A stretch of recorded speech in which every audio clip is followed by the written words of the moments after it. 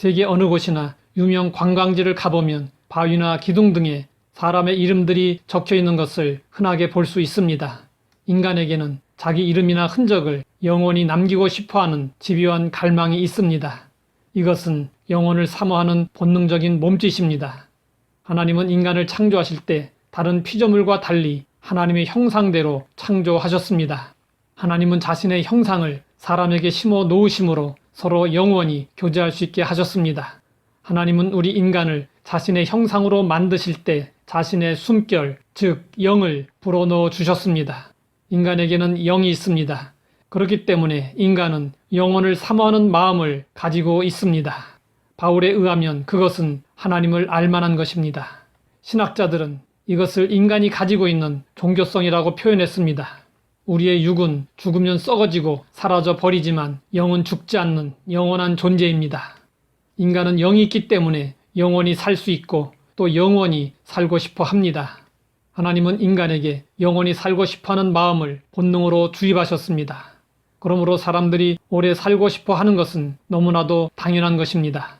우리는 영혼을 사모하는 마음을 본능으로 지니고 있다는 사실을 알아야 하고 본성에 맞게 영원한 삶을 추구해야 합니다. 그런데 문제는 이 세상에서 육신을 가지고 영원히 살려고 하는 것입니다. 모든 생명체는 탄생과 성장과 소멸의 길을 갑니다. 그런데 인간은 그 순리를 따르지 않고 영원한 생명을 꿈꾸었습니다. 애굽의 바로들은 사후에도 권력을 행사하기 위해 즉위하면 즉시 피라밋을 만들었습니다. 자신의 사후 궁전을 지은 것입니다.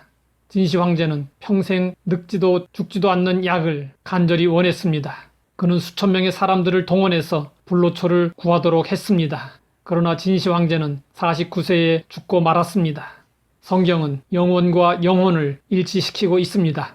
그렇다면 사람들이 추구하는 영원한 삶은 헛된 것입니다. 육체의 영혼이나 정신의 영혼은 없습니다. 오직 영원한 것은 영혼뿐입니다. 그러므로 우리는 이 땅에서가 아니라 영원한 하나님의 나라에서 이루어질 영원한 삶을 추구해야 합니다. 그러나 사람들은 육체를 가지고 영원한 삶을 살아보려는 도전을 계속하고 있습니다. 알코올에 들어간다고 해서 영생을 얻는 것이 아닙니다. 예수님을 믿어야 합니다. 예수님만이 우리에게 영생의 은혜를 주십니다. 사람들에게는 영혼을 사모하는 마음이 있어도 성경은 말씀하고 있습니다. 하나님이 하시는 일의 시종을 사람으로 측량할 수 없게 하셨도다. 이 말씀은 하나님께서 인간의 마음속에 영혼을 사모하는 마음을 두셨지만 인간은 제한적인 피조물이기 때문에 하나님의 뜻에 대해 온전히 알 수 없다는 것입니다. 더구나 인간은 아담의 타락 이후 마음과 생각이 부패되고 왜곡되어 있기 때문에 하는 일마다 오히려 하나님의 뜻을 대적하는 방향으로 나가기 십상입니다. 그러므로 하나님의 뜻을 알려주는 성경을 쫓아 살아야 합니다. 성경은 우리 인생의 나침반입니다.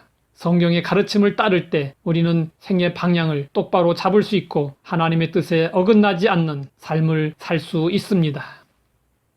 하나님 아버지, 영혼을 사모하는 마음으로 하나님의 나라를 바라봅니다. 주 예수 그리스도로 말미암아 영생을 얻고 하늘나라 백성이 되었으니 이 세상에서 사는 동안에도 하늘 백성답게 살 수 있도록 도와주시옵소서.